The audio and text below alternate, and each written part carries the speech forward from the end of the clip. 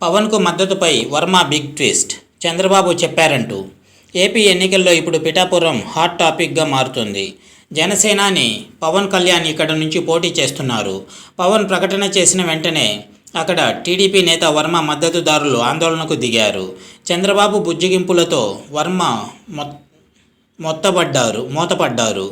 పవన్కు మద్దతిచ్చేందుకు ముందుకు వచ్చారు. అయితే ఇప్పుడు వర్మ అనూహ్య ట్విస్ట్ ఇచ్చారు. పిఠాపురంలో పవన్ పోటీ తన మద్దతు పైన కీలక వ్యాఖ్యలు చేశారు.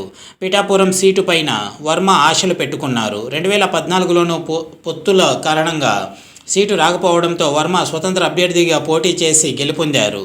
ఈసారి పొత్తులో భాగంగా జనసేనాని పవన్ అక్కడ నుంచి పోటీ చేస్తున్నట్లు ప్రకటించారు. దీంతో వర్మ మద్దతుదారులు తీవ్ర స్థాయిలో ఆందోళన వ్యక్తం చేశారు. మరోసారి స్వతంత్ర అభ్యర్థిగా పోటీ చేయాలని వర్మ పైన ఒత్తిడి తెచ్చారు.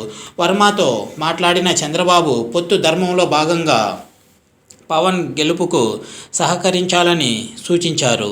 అధికారంలోకి వచ్చిన తర్వాత వర్మకు ఎమ్మెల్సీ ఇస్తామని చెప్పారు. దీంతో వర్మ మూతపడ్డారు. కానీ తాజాగా పవన్ తాను ఎమ్మెల్యేగా పిఠాపురం నుంచి పోటీ చేద్దామని భావిస్తున్నానని, ఎంపీగా పోటీ చేయాల్సి వస్తే తాను ఉద్ధవ్ శ్రీనివాస్ సీట్లు మార్చుకుంటామని చెప్పుకొచ్చారు. దీంతో ఇప్పుడు వర్మ స్పందించారు. పిఠాపురం నుంచి పవన్ పోటీ చేస్తేనే మద్దతిస్తానని తేల్చి చెప్పారు. ఎవరు పోటీ చేసినా పల్లకి మోయనని చెప్పారు.